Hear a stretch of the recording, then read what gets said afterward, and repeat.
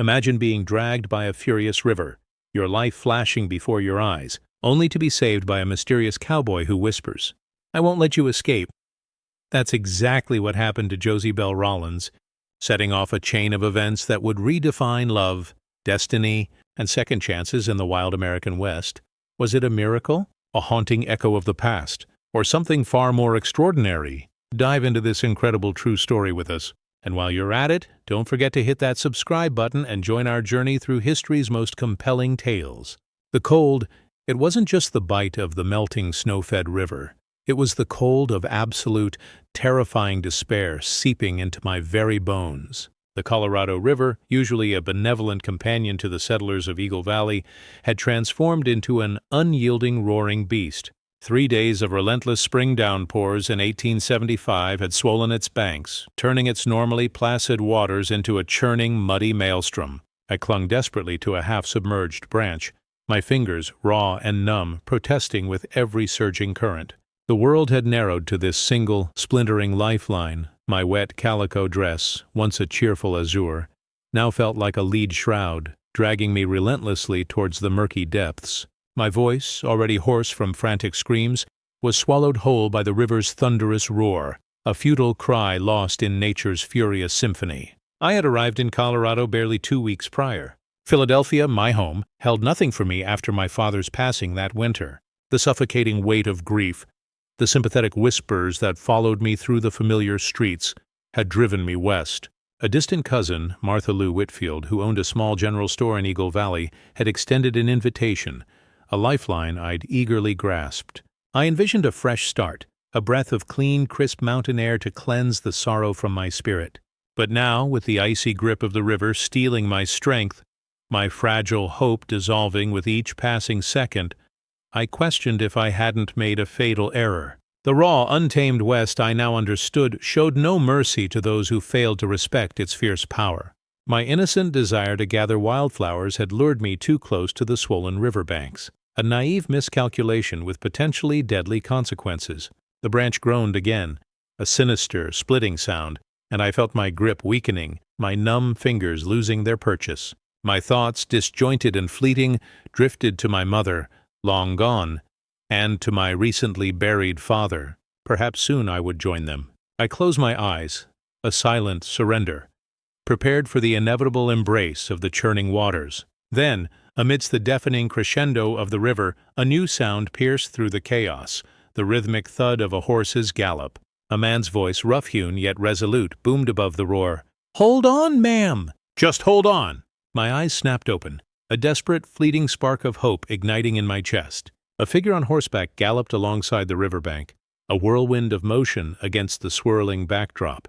He dismounted in a single fluid leap, tying his mount to a sturdy oak before shedding his leather coat and the gun belt cinched around his waist. I watched him, half-conscious, the cold and terror blurring my vision, as he assessed the raging torrent with sharp, calculating eyes. He was tall, broad-shouldered, his skin tanned and weathered by the sun, his jaw set with grim determination. A cowboy unmistakably, from the worn leather boots to the faded denim trousers and the well-used plaid shirt. Without a moment's hesitation, he plunged into the furious current. His strokes were strong and purposeful, propelling him towards me despite the river's ferocious, relentless push. A fresh surge of hope, fragile yet potent, flared within me, only to be extinguished as the branch, my last anchor, finally yielded to the river's brutal force. A scream tore from my throat as I was dragged under, the icy water filling my mouth and nose, stealing my breath. The world became a dizzying, muddy vortex, a terrifying blur of brown and sky. My lungs burned, desperate for air, as I was tossed and battered like a rag doll in cruel, invisible hands. Then, suddenly, powerful arms encircled my waist, yanking my head above the surface. I gasped, coughing violently, the air a precious, burning commodity filling my starved lungs. "I've got you!" The stranger bellowed close to my ear, his voice firm and unwavering despite the peril surrounding us. "I've got you, and I won't let you escape again." I could barely register his words, barely comprehend their strange, haunting intensity. My mind, still reeling from the near drowning, struggled to process their meaning. Again, had we met before? But there was no time for questions. We were still in the heart of the maelstrom, battling for survival. With one arm he fought the furious current. With the other, he held me fast, guiding us towards a fallen tree that spanned part of the raging river. With a final, agonizing effort, he clamped onto a thick branch of the trunk, holding us against the torrent. I clung to him, trembling uncontrollably, the icy cold seeping deeper. Yet a strange, nascent warmth began to spread through me from the sheer force of his presence. Slowly, inch by agonizing inch, we traversed the trunk until we reached the muddy bank. He didn't release me there. Instead, he lifted me into his arms and carried me to where his horse waited, depositing me gently on solid ground before collapsing beside me, his chest heaving with exertion. "Thank you," I whispered, my teeth chattering uncontrollably. "You saved my life." He looked at me then, truly looked, his hazel eyes the color of a mountain stream in dappled light, seeming to pierce through my very soul. "They call me Wyatt McAllister," he said, his voice raspy from effort and cold. "Most folks just call me Wyatt." "Josie Bell Rollins," I introduced myself, extending a trembling hand that he enveloped in his much larger, rougher one. "Miss Rollins," he acknowledged with a grave nod. "We need to get you warm before pneumonia takes hold." He stood, picked up his leather coat, and wrapped it securely around my shivering shoulders. "I don't understand," I stammered, clutching the rough fabric. "You said you wouldn't let me go again. Have we met before?" A shadow, brief yet profound, crossed Wyatt's face. He averted his gaze, busying himself with checking his horse's saddle. "Just an expression," he murmured, though I detected a subtle, undefinable something more in his tone. "Can you ride? My cabin isn't far, and you need to get out of these wet clothes before it's too late." I nodded, though in truth I barely knew how to ride. With a faint, almost imperceptible smile, Wyatt helped me onto the horse. Then he settled himself behind me. "Lean against me," he instructed, circling my waist with one arm to steady me, his other hand taking the reins. "I won't let you fall." As we rode away from the river, the sheer audacity of my survival, the strange, compelling presence of the man behind me, filled my mind. I thought of his courage, his quick, decisive action, and those odd, haunting words he'd uttered in the furious water. Why had he said that? What did he mean by again? But soon, the warmth of his body against my back and the gentle sway of the horse lulled me into a heavy stupor, the immense fatigue of the near tragedy finally claiming me. The last thing I remembered before darkness enveloped me was the overwhelming sensation of being safe, cradled against his strong chest, and his deep voice murmuring, "I've got you, Josie. This time I won't let you go. This time I won't let you escape."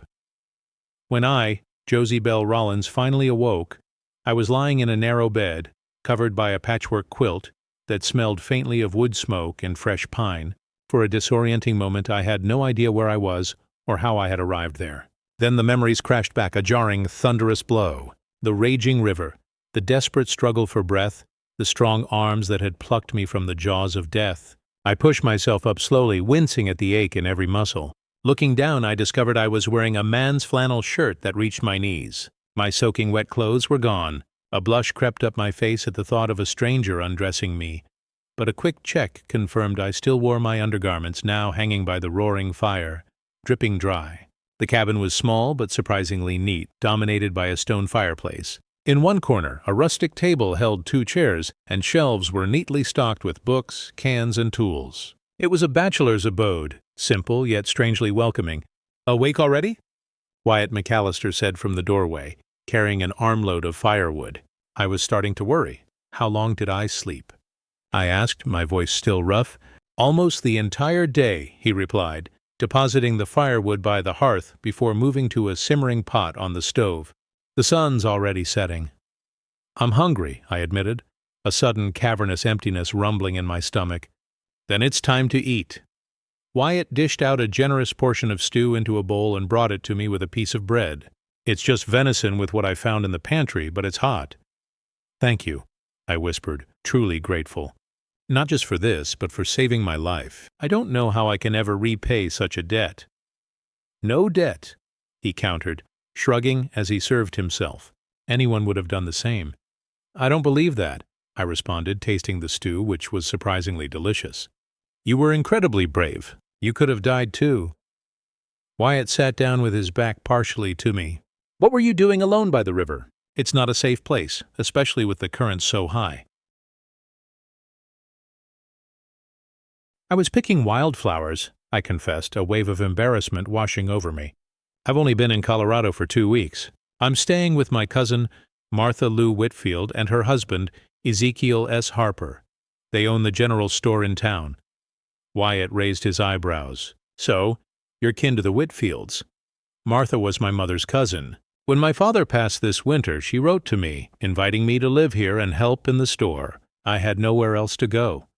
They must be worried sick, Wyatt said, setting down his empty bowl. As soon as you feel strong enough, I'll take you back to town. Yes, I suppose that's the right thing to do, I murmured, feeling a strange reluctance to leave this cozy cabin and the mysterious man who had rescued me. Mr. Law, Wyatt, he corrected gently. Wyatt, I repeated, tasting the name. Why did you tell me in the river that you wouldn't let me go again? It sounded as if you knew me. Wyatt's shoulders tensed. He remained silent for a long moment before responding, his voice low and carefully controlled. You reminded me of someone I once knew. It was just a spur-of-the-moment thing. I sensed he wasn't telling me the whole truth, but I didn't press him. After all, he had saved my life. Whatever the reason, I'm grateful, I said softly. I truly believed I was going to die in that river. Wyatt rose abruptly. Your clothes will be dry by morning, then I'll take you back. For now you should rest. He was about to leave when I stopped him. And where will you sleep? By the fire, he replied, indicating a bedroll. I've slept in worse places. I wanted to protest. It was his home after all, but exhaustion was claiming me again. Thank you, Wyatt, for everything, I whispered, sinking back into the pillow. Before losing consciousness completely, I thought I heard him murmur with a hint of emotion I couldn't quite name, Sleep well, Josie. Morning dawned clear, the sun streaming through the small windows. I awoke feeling much better, though still sore and covered in bruises. I found my dress and petticoats folded neatly on a chair, dry now but stained and torn. Wyatt was nowhere to be seen, but on the table, a cup of steaming coffee awaited me, alongside a honeyed biscuit. I dressed quickly, grateful for the privacy, and was just finishing my breakfast when the door opened. Wyatt entered, hat in hand, his hair damp and freshly shaven.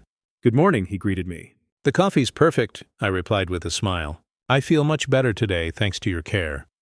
He nodded, a hint of discomfort at my gratitude. The town is about an hour's ride. We should leave soon before your cousins organize a search party. Of course, I said, gathering my few belongings, a handkerchief and a small pouch that had miraculously survived in my dress pocket. I'm ready when you are. The journey to Eagle Valley passed in an almost complete silence. I, Josie Bell Rollins, sat in front of Wyatt McAllister on his dark sorrel, acutely aware of his presence behind me, his firm hand steadying me whenever the trail grew rough. The landscape shimmered in the early light, soft hills gradually giving way to steeper slopes as the valley opened before our eyes. Have you lived here long? I asked, breaking the comfortable quiet. 15 years, he responded, his voice deep.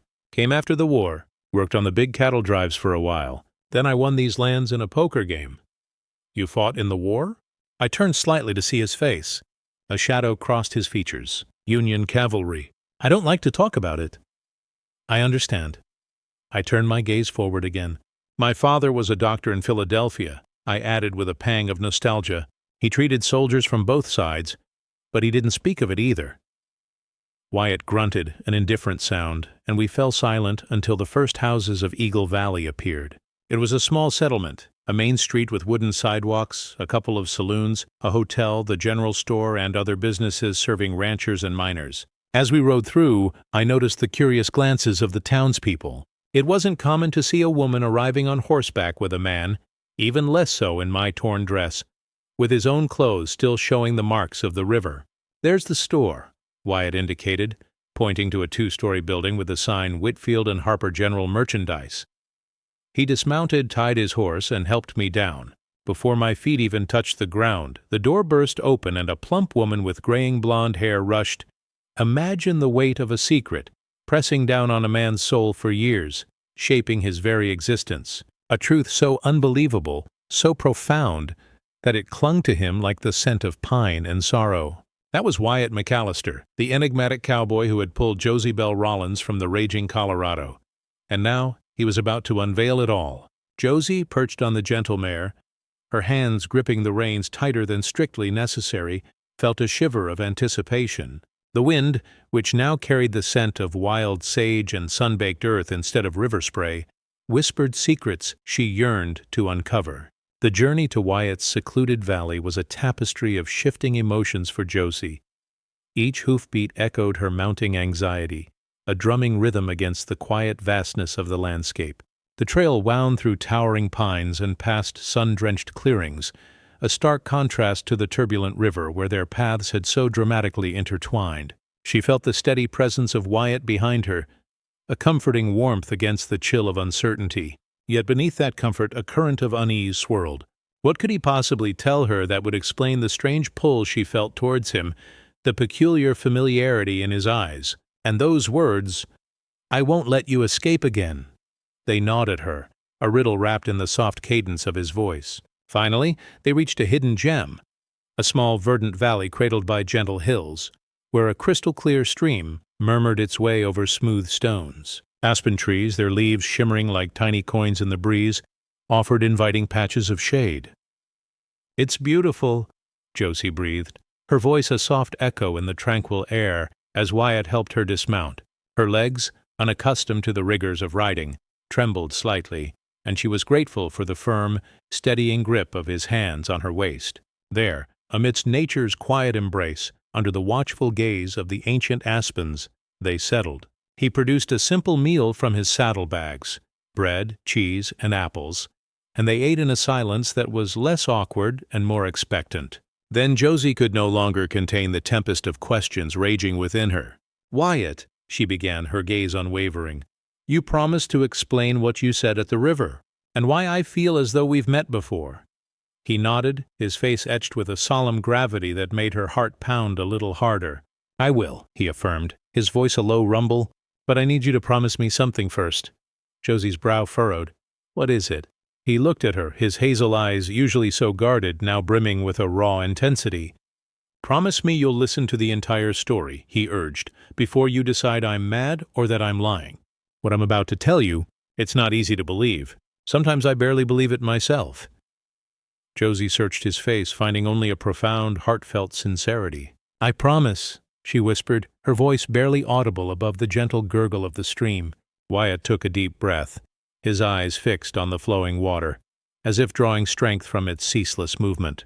"5 years ago," he began, his voice gravelly, "I was riding through this very valley, heading west after the war. I was a bitter man, filled with a darkness that no amount of whiskey could drown. I didn't care if I lived or died." He paused, a ghost of his past flickering across his rugged features, gauging her reaction. Josie remained silent, her attention rapt. "That day, there was a terrible storm. The river, it swelled, just like it did when you fell in. I heard a cry for help and I found a woman being dragged by the current. A chill, despite the warm sun, snaked down Josie's spine." "A woman? Who was it, Wyatt?" He met her gaze directly, his eyes holding hers with an unnerving steadiness. "She was exactly like you. The same reddish-brown hair, the same green eyes, the same voice, even the same name. Josie Bell Rollins." Josie gasped, a choked sound caught in her throat. That can't be," she murmured, even as a strange, inexplicable tremor ran through her very being, a resonant chord deep within her soul. "5 years ago I was in Philadelphia. I'd never even crossed the Mississippi." "I know it sounds impossible," Wyatt conceded, a weariness in his tone that spoke of years grappling with this truth. "But I swear to you, I rescued a woman identical to you. She told me her name was Josie Bell Rollins, that she'd come from Philadelphia after her father's death to live with her cousins at the general store in Eagle Valley." Josie's breath hitched.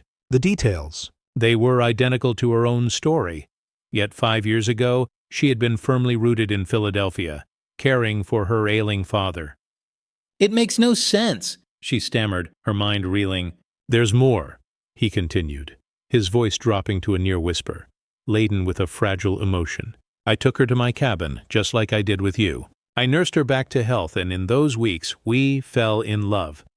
The confession hung in the air, a delicate, potent truth. Josie stared at him, speechless. "We married that autumn," Wyatt went on, his gaze distant, lost in the corridors of memory. We built a life together on my ranch. We were happy, so damn happy. For almost 2 years I had what I thought I'd lost forever. Peace, purpose, love. His voice cracked, and Josie's heart ached at the raw vulnerability of his grief. "What happened?" she asked, dreading the answer yet compelled to know. "Another flood," he said, his voice hollow, bereft. "In the spring of '72, the worst one anyone remembered, Josie, my Josie, had gone to see Martha, and on her way back the river, it washed away the bridge. I swallowed hard, the memory a bitter taste in my mouth. When I went looking for her, it was too late. I found her horse drowned. Her body was never found, though I searched for weeks. A single tear, fierce and defiant, carved a path down his weathered cheek, and he angrily brushed it away. I almost lost my mind with grief. I went back to the bottle, neglected the ranch. If it hadn't been for my foreman, I would have lost everything." He paused, collecting himself, the pain in his eyes a stark testament to the years of silent suffering. "Over time I managed to function again, but I was just surviving, not truly living. Not until last week, when I heard a scream in the river." "It was me," Josie whispered, a dawning comprehension chilling her to the bone. Wyatt nodded, his gaze returning to hers, now filled with a new complex emotion. "Seeing you in that water, it was like seeing a ghost, as if the river had given back what it had taken from me. That's why I shouted that I wouldn't let you go again. In that moment I wasn't just saving you. I was saving her, the past, everything I'd lost." Josie felt frozen, unable to fully process the impossible narrative. It was a story that defied logic, and yet something deep within her resonated with it, a perfectly tuned chord vibrating in response. "I don't understand," she finally managed, her voice barely above a breath. "Are you saying that I am her? That I am in some way her reincarnation, returned from death?" Wyatt shook his head slowly. "I don't know what to tell you. I've gone over it 1,000 times and I can't make sense of it. All I know is that you are identical in every way. Your face, your voice, your story, even your gestures, the way you tilt your head when you're thinking, or how you push your hair behind your ear." Josie, startled, realized she had just done that very gesture, and quickly dropped her hand. "This is madness," she whispered, though her conviction wavered. "I know how it sounds," he said softly. "That's why I didn't want to tell you. But when you started asking, when you said you felt as though we'd met before," he leaned in slightly, his eyes searching hers for a flicker of understanding, a hint of accusation. "Do you think I'm crazy now?" Josie truly considered it. Her logical mind screamed that it was impossible, that there had to be a rational explanation, an extraordinary coincidence, or a memory distorted by grief. "And yet—" "No," she finally replied, her voice steady. "I don't think you're crazy, Wyatt. I think you believe every word you're saying. And the strange thing is, I feel something too, even though I can't explain it." Josie hesitated, then, with a surge of courage, she spoke her truth. "Ever since you pulled me from the river, I've felt an attraction to you that I can't explain. It's as if I've known you before, as if we're connected somehow." A flicker of raw hope ignited in Wyatt McAllister's hazel eyes. "You feel it too?" "Yes," Josie Bell Rollins admitted, her voice low. "But Wyatt, I am not her. Whatever bond unites us, however inexplicable the resemblance, I am not your wife. My life has been different. 5 years ago I was in Philadelphia, caring for my father. He only died this past winter. That I know with absolute certainty." Wyatt's expression darkened, the brief illusion fading. I know you're not her. Not exactly. And it was unfair to lay all of this on your shoulders. You're barely arriving in a new place, starting from scratch. And the last thing you need is a man looking at you and seeing someone else. "Is that all you see when you look at me?" Josie asked softly, her heart aching. "The wife you lost?" He held her gaze, his brow furrowed in thought. "At first, yes, but now I see you. A different woman, and yet familiar. Someone who is bringing me back to life after 3 years of emptiness."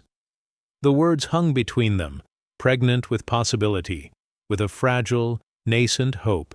Josie's heart quickened, caught between fear and the strange, undeniable force that drew her to him. "You don't have to say anything," Wyatt assured her, sensing her turmoil. "I didn't tell you this expecting anything in return. I just thought you deserved the truth. Now you decide. If you don't want to see me again, I'll understand." "Is that what you want?" she countered, her voice barely a whisper. "For me to go away?" Wyatt's face contorted with pain. God knows I don't. But maybe it's what's best for you. I don't want you to live with the burden of a past that isn't yours. Josie pondered his words. The sensible thing would be to thank him, return to the village, and continue building the safe life she was forging with Martha and Zeke. But something deeper than reason pulled at her. A mysterious connection she couldn't ignore. I need time, she finally said. Time to think about all of this, but I don't want to walk away. Wyatt, whatever this is between us, reincarnation, an incredible coincidence, or something else entirely, I want to understand it. Relief visibly softened the cowboy's hardened features. Take all the time you need. I've waited 3 years to find you again. I can wait a little longer for you to decide what you want. The sun was sinking behind the western mountains, stretching long shadows across the valley. Wyatt extended his hand. We should head back. I promised your cousin I'd have you back safe before nightfall. Josie accepted his help, noticing the warmth of his rough hand, the contained strength in his touch. As they saddled the horses, she watched him with new eyes, wondering what destiny had brought them together and what it meant for their future. The ride back to Eagle Valley was quieter, each lost in their own thoughts. As they neared the town, Wyatt broke the silence. I have something for you. I hesitated to give it to you, but after what we talked about, I think you should have it. He pulled a small daguerreotype, framed in wood, from his saddlebag. Josie took it, and her breath caught in her throat. A woman, in a wedding dress, identical to her, stood beside a younger, clean-shaven Wyatt, both solemn before the camera. It was our wedding day, he explained softly. October 18th, 1870. Josie couldn't deny what she saw. In her eyes, that woman was her reflection, even down to the small mole beside her left eyebrow. It's extraordinary, she whispered. Keep it, Wyatt urged. Maybe it will help you understand why I reacted the way I did when I found you in the river. She carefully tucked the photo into her pocket. Thank you for trusting me with this, and for your frankness today. They arrived at the store. Wyatt dismounted first and helped her down, his hands lingering briefly at her waist. Will I see you again? He asked, a vulnerability in his voice that squeezed her heart. Yes, Josie answered without hesitation. I still have questions, and I want to get to know you, the man you are now, not just your memory. A faint smile softened his stern face. I would like that. Dinner on Sunday again? Martha will be delighted. Sunday, then, she agreed, touching the brim of his hat in a silent farewell. Good night, Mr. McAllister. Good night, Miss Rollins, he replied with a formal courtesy, acutely aware of the curious glances from neighboring businesses. She watched him ride away, her hand instinctively going to her pocket where the daguerreotype rested. Her mind was a whirlwind of questions. Who had that woman identical to her really been? What strange destiny had led her to the same river, the same man, and most unsettling of all, what did it all mean for her future? The days that followed passed in a strange haze. Josie attended to the store, helped Martha around the house, greeted the townsfolk of Eagle Valley with kindness, but her mind was elsewhere, trapped by Wyatt's incredible story and the photograph that confirmed, without a doubt, that at least one woman identical to her had existed. In moments of solitude, she would pull Josie and Wyatt's story as a powerful testament to love's enduring nature, proving that even with incredible odds and haunting echoes of the past, a true connection can forge a beautiful new beginning. Their journey from a treacherous river to a lifetime of shared joy reminds us that destiny often works in mysterious ways, offering second chances to those brave enough to embrace them. What do you think connected Josie and Wyatt? Share your thoughts in the comments below. Like this video, and tell us which historical romance you'd like us to explore next.